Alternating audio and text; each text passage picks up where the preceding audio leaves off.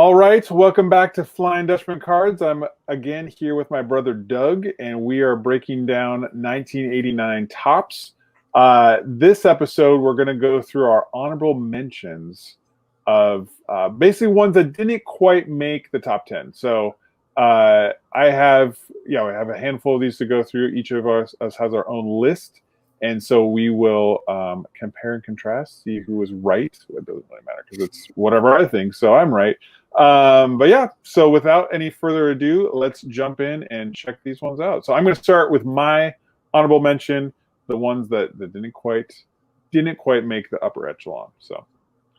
So first up, we have Andy Van Slyke. And so why I picked this one was, my name is Andy, his name is Andy, so therefore when I was 7, he was my favorite player. But another thing too, this is like a candid shot, but it's kind of cool because he's looking off. He looks like he's kind of preparing for the game. Maybe he's going through his mental exercises or something like that. But it didn't quite make it for me just because it's not the most awesome thing, awesome pose or anything like that. But I like the black and yellow kind of contrasting, with the bat in there, and it's Andy Van Slyke, so that was kind of part of the reasons why I picked this one. Solid choice. Yeah.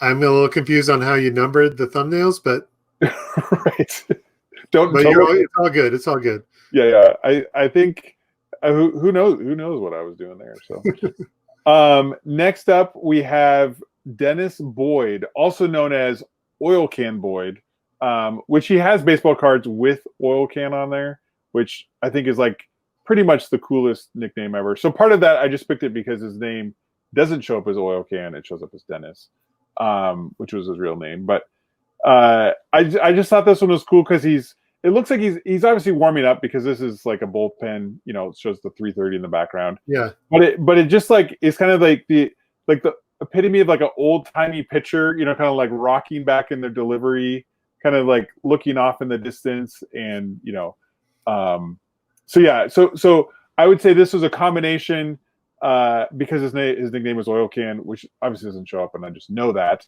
But and then two, just his pitching motion. So if his name was Oil Can on here, or like Dennis and then like Oil Can like in quotes, I think there's some cards like that with him. Then this would have totally been top 10. But so this didn't quite make it because of those reasons. So. Couple things. One, I think he's wearing the stirrups backwards. I think you're supposed to have the larger hole in the front. Yeah. Doesn't that make more sense? Yeah, that does make more sense because that's where your foot would bend. Yeah. Secondly, we missed an opportunity with these videos, and you might still have time to go back and do this, but I feel like we need to have some sound effect or photos like this. We've mentioned it a few times where it's not showing any of the logos. Right. And so maybe we'll call these royalty free.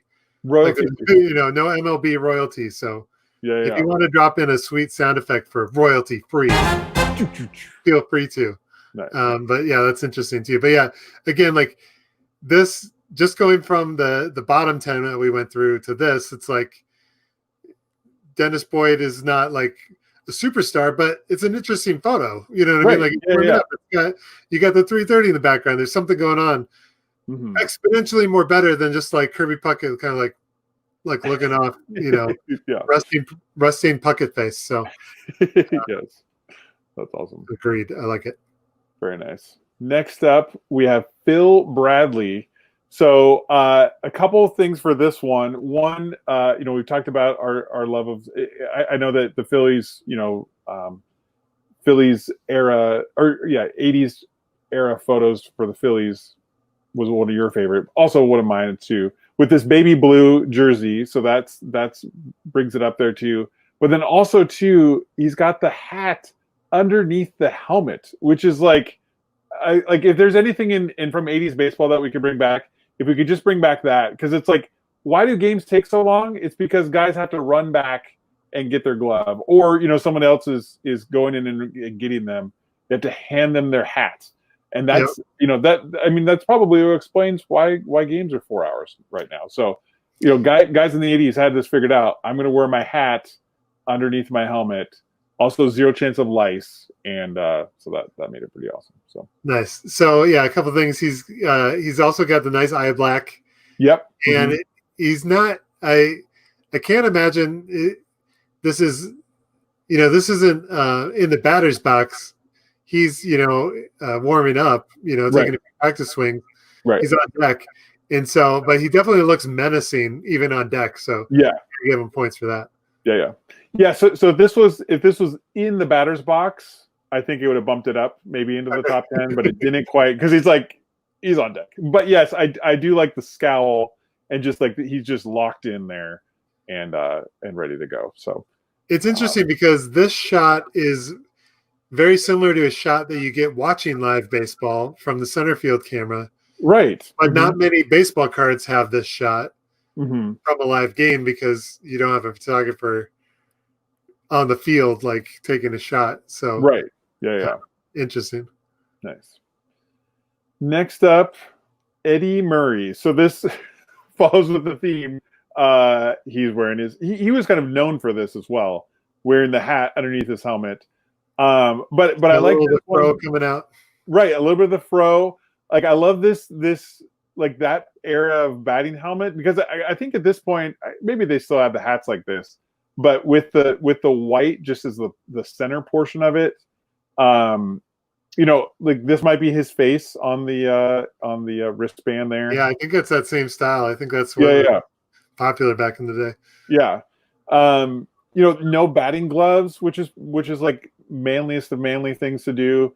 And then just like the blurred background, you know what I mean? Like so you can have like the depth of field, I think is pretty awesome. Yeah, I like these ones. These ones with there's a lot of photos in this set of like green. Right. Background. You either get like the spring training field, forever field, or you get like a green wall. Yes. Yeah. But whenever there's like actual crowd in the background, it just makes it look so much more interesting. It's like it's brighter and agreed.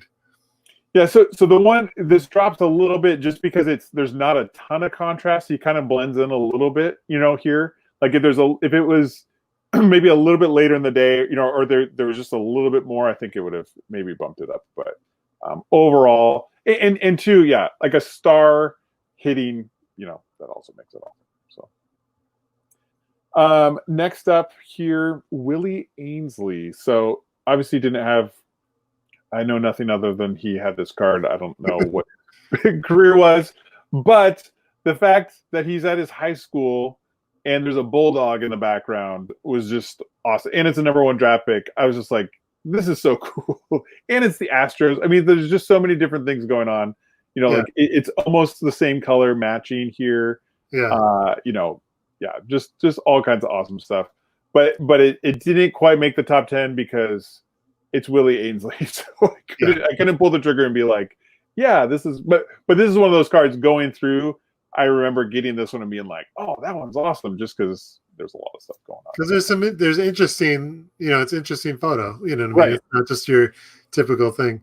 Yeah. Another thing too, I think this is just probably a regular, long sleeve t-shirt, but it definitely reminiscent of the like mock turtleneck, which I think was either starting to get popular or, around that time.